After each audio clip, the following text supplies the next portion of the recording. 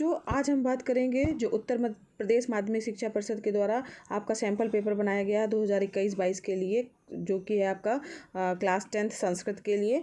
तो ये प्रश्न पत्र जो है, इसके क्वेश्चन सारे इंपॉर्टेंट हैं। केवल प्रश्न पत्र होगा आपका पूर्णांक 70 नंबर का होगा। 3 घंटे 15 मिनट जो आपको प्रश्न पत्र पढ़ने के लिए निर्धारित किए गए हैं। तो ये प्रश्न पत्र जो है वो इम्पोर्टेंट क्वेश्चन का है, इसको ज़रूर आप सॉल्व कर लीजिएगा बच्चों। तो यहाँ पर हम इसका हल भी करते चलेंगे। तो यहाँ पर जो पहला क्वेश्चन दिया गया है वो गद्यांश का है, और गद्यांश जो है उसका हिंदी में संदर्भ सहित जो है उसका अनुवाद करना है, और इसका अनुवाद जो है वो हिंदी में करना है। तो यहाँ पर इसमें देखिए 2 चीज़ें दी गई हैं, का और खा। तो इसमें से कोई भी एक जो है आप गद्यांश लेते हुए उसका हिंदी में आपको अर्थ लिखना है। इसके बाद है यहाँ पर एक पाठ का कोई भी जो है वो सारांश लिखना है। दूसरा प्रश्न जो है वो आपका सारांश लिखने के लिए है, जिसको हिंदी में आपको सारांश लिखना है। यहाँ पर जो है एक ही केवल जो है वो पाठ का सारांश लिखना है। 3 यहाँ पर जो है विकल्प दिए गए हैं। तीसरा प्रश्न है आपका जो है किसी भी एक श्लोक की जो है वो हिंदी में संदर्भ सहित जो है वो व्याख्या करनी है। तो चाहे का वाला कीजिए ऑप्शन, या तो खा वाला ऑप्शन कीजिए। आगे बढ़ते हैं। नेक्स्ट जो है वो एक सूक्ति जो दी हुई है उसका जो है वो उसके हिंदी में आपको व्याख्या करने के लिए दी गई है। तो यहाँ पर का खा गा 3 जो है उसमें से जो है आप कोई भी एक सूक्ति का जो है हिंदी में व्याख्या कर सकते हैं। श्लोक का अर्थ जो है वो संस्कृत में आपको लिखना है। का और खा है, यहाँ पर ध्यान दीजिए एक ही श्लोक का लिखना है। तो यहाँ पर का और खा में से कोई भी आप एक प्रश्न जो है वो कर लीजिएगा। आगे बढ़ते हैं। यहाँ पर चरित्र चित्रण लिखना है आपको हिंदी में, जिसमें से जो कि बहुत ही आसान है बच्चों। यहाँ पर का खा गा 3 जो है उसमें से कोई भी एक पात्र का जो है आपको लिखना है। तो चाहे आप महात्मा गांधी का लिखिए, चाहे जीमूत वाहन का लिखिए, या तो फिर दीपक का जो है वो चरित्र चित्रण आपको लिखना है। 7वां प्रश्न जो है वो आपका वो है आपका जो है दो प्रश्नों के उत्तर जो है वो आपको संस्कृत में लिखने हैं, जिसके नंबर जो है वो 2.5 नंबर के 2 प्रश्न के उत्तर हैं। तो यहाँ पर देखिए पहला प्रश्न जो दिया गया है आपका वो है महात्मा ने कुत्र जन्म लेभे। महात्मा ने कहाँ जन्म लिया। तो महात्मा की यहाँ जहाँ बात हो रही है, महात्मा से तात्पर्य जो है वो महात्मा गांधी से है। यहाँ पर कुत्र की जगह पर आपको लिख देना है पोरबंदरे जन्म लेभे। महात्मा ने कुत्र की जगह आप क्या लिख देंगे, पोरबंदरे ठीक है, या पोरबंदर स्थाने भी लिख सकते हैं, पोरबंदरे। ठीक है, तो यहाँ पर ये हो जाएगा आपका पोरबंदरे जन्म लेभे। महात्मा ने पोरबंदरे जन्म लेभे। फिर जीमूत वाहन कस्य पुत्र आसीत। तो किसका पुत्र था वो, तो जीमूत वाहन जीमूत केतु पुत्र आसीत। ठीक है, तो ये किसका पुत्र था, तो यहाँ पर जीमूत केतु। ठीक है, यहाँ पर आप क्या लिखेंगे, जीमूत केतु का पुत्र था वो, तो जीमूत केतु लिखेंगे। ठीक है, इसके बाद है अगला आपका सुमेधा कस्य तनया आसीत। तो सुमेधा जो है वो विनयस्य तनया आसीत। यहाँ क्या लिखेंगे आप, विनयस्य। ठीक है, आप इसका उत्तर क्या लिखेंगे, सुमेधा विनयस्य तनया आसीत। ठीक है, तो इन 3 में से कोई भी आपको एक कहीं 2 प्रश्नों का उत्तर लिखना है, कोई भी 2 प्रश्नों का आप उत्तर लिख दीजिएगा। आगे बढ़ते हैं नेक्स्ट प्रश्न की ओर। यहाँ पर जो है विकल्प चुनना है आपको। 8वां प्रश्न है, इसमें से जो दिया गया है इक प्रत्याहार के वर्ण हैं। तो इक प्रत्याहार के क्या वर्ण हैं, यहाँ पर जो है इसका सेकंड वाला जो है विकल्प आपका सही होगा। ये वाला ई उ र और र, ये जो है इसके इक प्रत्याहार के वर्ण हैं। फिर इसके बाद खा है, किसी एक वर्ण का उच्चारण स्थान लिखना है। तो यहाँ पर देखिए उच्चारण स्थान ता जो है दिया गया है, वो ता वो है वो दंत से बोला जाता है, तो दंत हो जाएगा। उच्चारण स्थान जा जो है वो तालु से हो जाएगा, तालु। ठीक है, इसके बाद क्रा जो है वो कंठ से है।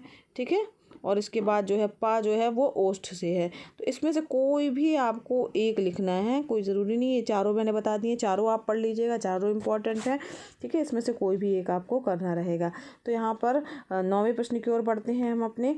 तो 9वां प्रश्न है आपका जो है यहाँ पर संधि विच्छेद करके लिखना है किसी भी एक पद का। यहाँ पर देखिए प्रश्न में एक पद दिया हुआ है, तो एक का लिखना है, मगर हम यहाँ पर सभी का करके देख लेते हैं कि संधि विच्छेद करके संधि का भी यहाँ पर आपको नाम लिखना है।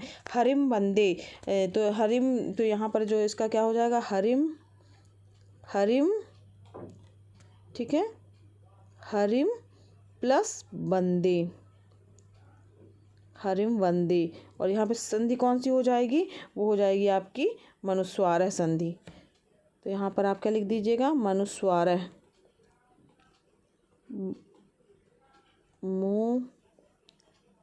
मनुस्वारः। ठीक है। ये इसका बच्चों यहाँ मनुस्वार है, ये देखिए ये भी लिखा हुआ है यहाँ पर, ये दिख रहा है। तो यहाँ पर हरिम वंदे कौन सी संधि हो जाएगी, मनुस्वार संधि हो जाएगी, हरिम धन वंदे हो जाएगा। फिर इसके बाद है दूसरा जो है कुंचित। कुंचित में क्या हो जाएगा, यहाँ पर देखिए कुंचित के लिए जो आप लिखेंगे, तो अब यहाँ पर देखिए सेकंड है आपका कुंचित।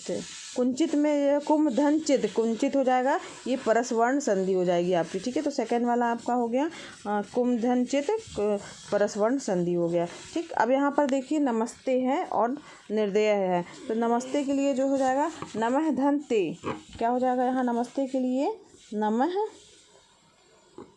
धन ते, नमस्ते, ठीक है। अब यहाँ पर नमस्ते जो है कौन सी संधि हो जाएगी, तो ये वाली नमस्ते जो है वो विसर्जनीय से संधि है, विसर्ग संधि है, ठीक है। तो यहाँ पर इसका चौथा जो है यहाँ पर जो दिया हुआ ये वाली संधि है। फिर इसके बाद है निर्दय है, तो इसको भी देख लेते हैं हम लोग बच्चों। निर्दय है तो निर्धन दया है, यहाँ पर क्या निर्दय, निर्धन दया, निर्दय हो जाएगा आपका, जो कि है आपका ये चौथा ये वाली संधि। इसके बाद आपका अगला प्रश्न है जो है वो सही विकल्प सुनकर लिखना है बच्चों। तो यहाँ पर जो है पूछा गया है कविरागतः में कौन सी संधि है, तो कविरागतः में जो है वो सस जुसोरूह संधि है। तो यहाँ पर जो है पहला विकल्प आपका सही हो जाएगा। फिर यहाँ पर 10वां प्रश्न जो दिया गया है, किसी भी एक शब्द का, ध्यान दीजिएगा, एक शब्द का जो है वो शब्द रूप लिखना है आपको। यहाँ पर 3 दिए गए हैं, तो यहाँ पर जो है किसी भी एक शब्द का जो है आपको शब्द रूप लिखना है। तो लिखने के लिए देखिए राजन, राजन जो है वो राजन शब्द का तृतीय विभक्ति एक वचन लिखना है। तो यहाँ पर क्या हो जाएगा राज्ञा, ठीक है। फिर यहाँ नदी का चतुर्थी विभक्ति एक वचन लिखना है, तो नद्य हो जाएगा, ठीक है। यहाँ पर नद्य हो गया, ठीक। अब इसके बाद फिर मनस, मनस का जो है पंचमी विभक्ति लिखना है, तो मनोभ्याम, ठीक है, मनोभ्याम, मनोभ्याम हो गया। इस तरीके से यहाँ पर देखिए तीनों के आप पढ़ लीजिएगा ज़रूर से। देखिए यहाँ पर आपके लिए ऑप्शन दिया है एक का लिखना है, मगर आप जो है तीनों पढ़ लीजिएगा अच्छे से, इंपॉर्टेंट है तीनों। अब आगे बढ़ते हैं नेक्स्ट प्रश्न की ओर। खा जो दिया है यहाँ पर सही विकल्प चुन करके लिखना है। इसमें दिया गया है कि वार्णिक पद किस विभक्ति और किस वचन रूप का है। तो ये बच्चों चतुर्थी विभक्ति, ठीक है, और एक वचन का रूप है। तो यहाँ पर जो है सेकंड नंबर का विकल्प जो है आपका सही होगा। आगे बढ़ते हैं नेक्स्ट प्रश्न की ओर, जो है आपका 11वां प्रश्न। यहाँ पर भी किसी एक धातु का रूप जो है वो निर्देश के अनुसार जो है वो आपको लिखना रहेगा। तो यहाँ पर देखिए पहला दिया है भू लोट लकार मध्यम पुरुष एक वचन। तो यहाँ पर इसका हो जाएगा भावतम, भावतम, ठीक है, यहाँ पर हो जाएगा भावतम। अब दूसरा है स्था लट लकार प्रथम पुरुष द्विवचन। तो यहाँ पे स्था का क्या हो जाएगा तिष्ठता है, तो क्या हो जाएगा तिष्ठता, तिष्ठता है, ठीक है। ये इसका सेकंड वाला हो गया। अब इसका तीसरा दिया है दा, दा का जो है लंग लकार उत्तम पुरुष एक वचन लिखना है, तो अद्दाम, अद्दाम, ठीक, ये हो गया आपका तीसरा। तो यहाँ पर जो है एक धातु रूप जो है इसमें से कोई भी लिखना था, आप तीनों ज़रूर पढ़ लीजिएगा, तीनों ही इम्पॉर्टेंट हैं। अब यहाँ पर देखिए सही विकल्प चुन करके आपको लिखना है नयाम शब्द जो है वो किससे संबंधित है। तो यहाँ पर देखिए इसका जो है सेकंड वाला विकल्प सही है, लट लकार उत्तम पुरुष एक वचन। तो यहाँ पर जो है सेकंड वाला विकल्प इसका सही होगा। आगे बढ़ते हैं नेक्स्ट प्रश्न की ओर, जो कि है आपका 12वां प्रश्न बच्चों। यहाँ पर देखिए एक समस्त पदों में से किसी भी एक पद का समास विग्रह करना है आपको। 3 दिए हुए हैं, तो यहाँ पर 3 में से जो है किसी भी एक का करना है। यहाँ पर पहला दिया है उपगंगम। तो उपगंगम का क्या हो जाएगा, यहाँ समास विग्रह जो है वो गंगायाः समीपम उपगंगम, क्या हो जाएगा गंगायाः समीपम उपगंगम। तो यहाँ पर इसका लिख दीजिएगा, जो कि आपका क्या है अव्ययी भाव समास है। तो यहाँ पर गंगायाः, गंगायाः समीपम, ठीक है। तो ये हो गया आपका उपगंगम, ठीक। तो यहाँ पर उपगमगम ये समास का नाम भी लिखना है। तो यहाँ पे अवयवी भाव समास, अवयवी भाव समास है, अवयवी भाव समास, ठीक। तो ये आपका उपगंगम हो गया। इसी तरीके से दोनों कर लीजिएगा। प्रतिदिनम में कौन सा समास है, तो यहाँ पर जो है अवयवी भाव समास इसमें भी है, सेकंड वाला विकल्प इसका सही होगा। आगे बढ़ते हैं 13वें प्रश्न की ओर। 13वां प्रश्न है आपका, यहाँ पर 2 पदों में से जो है विभक्ति का नाम आपको लिखना है। तो यहाँ पर देखिए, यहाँ पर जो अंडरलाइन उसमें विभक्ति का नाम लिखना है। कोई भी 2 लिखने के लिए आया है, आप जो है 4 ऑप्शन है, चारों देख लीजिए, उसमें से कोई भी 2 आप कर लीजिएगा। हाँ, तो यहाँ पर अहम रामम पश्यामि, जो यहाँ पर राम रामम जो है वो कौन सी विभक्ति है? द्वितीय विभक्ति है। ठीक है, हाँ, तो यहाँ विभक्ति का नाम लिखना है, तो ये है द्वितीय विभक्ति है। और अगर कहा जाए तो ये कर्म कारक है, कर्म कारक। ठीक, फिर इसके बाद है नेत्राभ्याम। नेत्राभ्याम जो है वो कौन सा है? तृतीय विभक्ति है, तृतीय। ठीक है, तृतीय विभक्ति है। और ये कौन सा है? करण कारक, करण कारक। फिर इसके बाद है चौथा वृक्षात। तो वृक्षात जो है वो पंचमी विभक्ति है बच्चों, पंचमी। ठीक है, पंचमी विभक्ति है और अपादान हो जाएगा। फिर इसके बाद है लास्ट में विद्यालय। विद्यालय जो है वो सप्तमी विभक्ति है। कौन सी विभक्ति है? सप्तमी, सप्तमी विभक्ति है। और अधिकरण का जो है यहाँ पर वो आ जाएगा। तो यहाँ पर देखिए ये चारों आप पढ़ लीजिएगा, कोई भी 2 करने हैं, लेकिन आप चारों ही कंप्लीट कर लीजिएगा। आगे बढ़ते हैं, जो 14 नंबर का प्रश्न है उसमें एक पद में धातु एवं प्रत्यय जो है आपको अलग करना है। श्रुत्वा, श्रुत्वा दिया हुआ है बच्चों, तो श्रु धन आधा का त और वा, कृत्वा। तो श्रु हो जाएगा आपका श्रु धन आधा का ता और वा, श्रुधन आधा का त्वा व श्रुत्वा जाएगा। इसमें श्रु धातु हो जाएगी और ये कत्वा जो है वो क्या हो जाएगा? प्रत्यय हो जाएगा। ठीक है, समझ में आ रहा है? गंतुम, गंतुम में गम धातु और तुम जो है वो प्रत्यय हो जाएगा। यहाँ पे क्या हो जाएगा? गंतुम में गम धातु, गम धातु हो जाएगी, गम, और धन क्या हो जाएगा यहाँ पर? प्रत्यय में। एक मिनट फिर से साफ साफ लिख दे रहे हैं बच्चों यहाँ पर। तो यहाँ पर हो जाएगा गम धातु हो जाएगी आपकी, धन, तुम, गंतुम। तो यहाँ पे ये जो है ये क्या हो जाएगा? प्रत्यय हो जाएगा, तुम। फिर पठनीय, पठनीय में पठ धातु हो जाएगी आपकी, और नियम, अनीय, पठनीय, अनीय जो है वो क्या हो जाएगा? अनीय है, प्रत्यय हो जाएगा। ठीक, अब इसके बाद अजा, अजा में अज धातु हो जाएगा, अज धातु हो जाएगा, और टाप जो है वो इसका प्रत्यय हो जाएगा। तो यहाँ पर जो है धातु और प्रत्यय अलग अलग हो गए हैं। ठीक, तो इस तरीके से 14 नंबर का क्वेश्चन आपका कंप्लीट हुआ। इसके सभी पढ़ लीजिएगा, कोई भी एक लिखने के लिए आया, लेकिन चारों ही इंपॉर्टेंट है बच्चों। आगे बढ़ते हैं नेक्स्ट प्रश्न की ओर, जो कि है आपका 15वां प्रश्न। 15वां प्रश्न जो है वो किसी भी एक वाक्य का परिवर्तन आपको करना है। यहाँ पर देखिए दिया है सीता पत्रम लिखति। तो यहाँ पर जो कहा है इसका लिख दीजिएगा आप, सीतया पत्रम लिखते। तो सीतया पत्रम लिख्यते, ठीक है, ली आधा खा और यते, सीता पत्रम लिख्यते। कोई भी एक का करना, लेकिन आप तीनों देख लीजिए। इसका का हो गया। फिर मया गम्यते, मया गम्यते का क्या हो जाएगा? अहम गच्छामि, ठीक है, इस तरीके से हम चेंज कर लेंगे। फिर बालकः गीतां पठति। तो बालकेन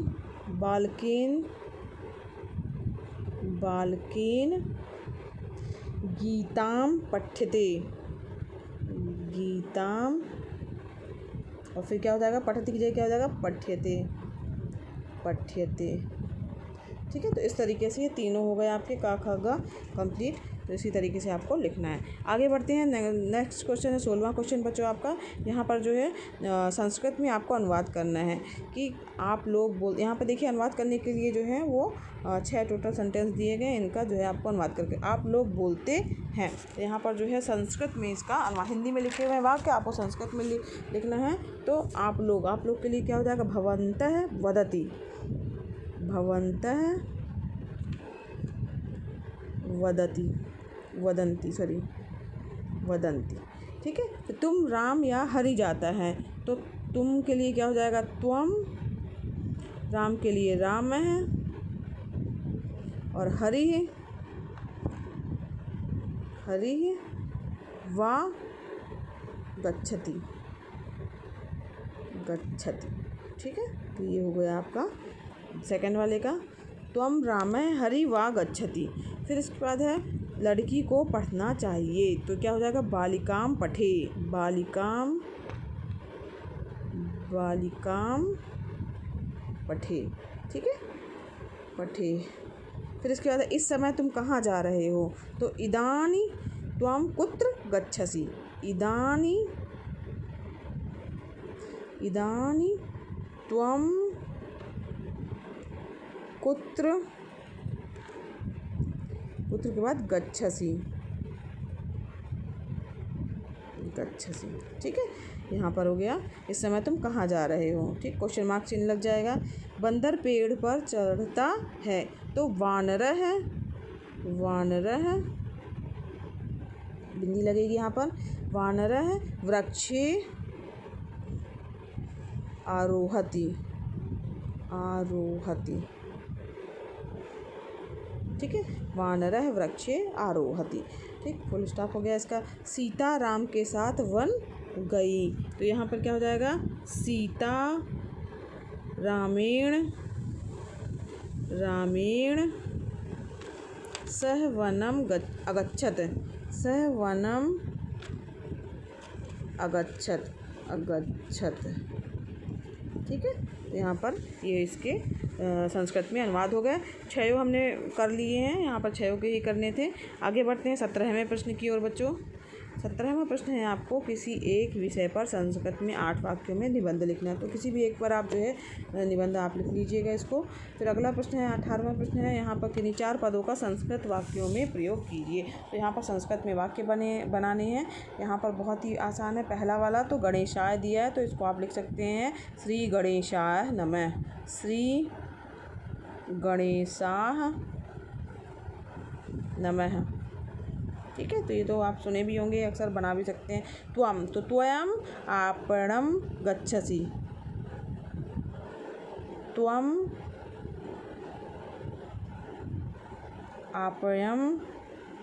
आपणं गच्छति। सॉरी, ये नहीं होगा, गच्छसि। ठीक है, फिर त्वम के बाद फिर सदा दिया हुआ है, तो सदा के लिए क्या हो जाएगा, सदा सत्यम वदेत। सदा सत्यम वदेत। ठीक है, सदा सत्यम वदेत।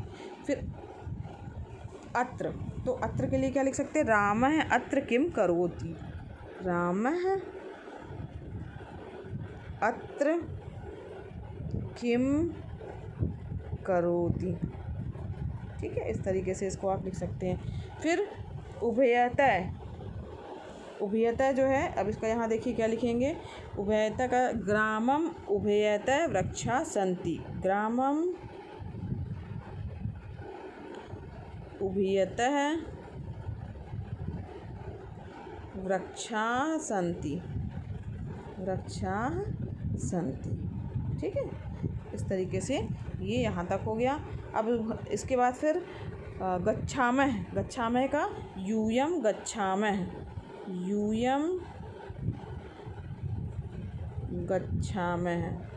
ठीक है, तो ये इसका भी हो गया। अब बचे 2, कृत्वा और प्रातः। तो कृत्वा के लिए देखिए इसको रेस कर लेते हैं। कृत्वा और प्रातः 2 बचे हुए हैं, उसको भी लिख लेते हैं हम। कृत्वा का क्या हो जाएगा, कृत्वा का सह भोजनम कृत्वा पठति। ठीक है, क्या हो जाएगा, सह भोजनम कृत्वा पठति। ठीक, तो इस तरीके से जो है प्रातः का लिख सकते हैं, अहम प्रातः वंदनम। अहम प्रातः वंदना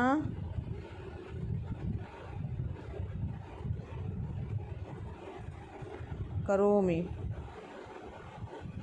ठीक है, तो इस तरीके से आप जो है ये यहाँ पर इन वाक्यों का जो है संस्कृत वाक्यों में प्रयोग कर सकते हैं इन शब्दों का। तो यहाँ पर जो है सारे आप पढ़ लीजिएगा एक बार, सारे इंपॉर्टेंट है बच्चों। तो ये पूरा पेपर हम लोगों ने कंप्लीट हल कर लिया है। अगर बच्चों ये आपको वीडियो हेल्पफुल लगा हो तो वीडियो को ज़रूर लाइक कीजिएगा। चैनल पर नए हैं तो चैनल को सब्सक्राइब कीजिए बच्चों।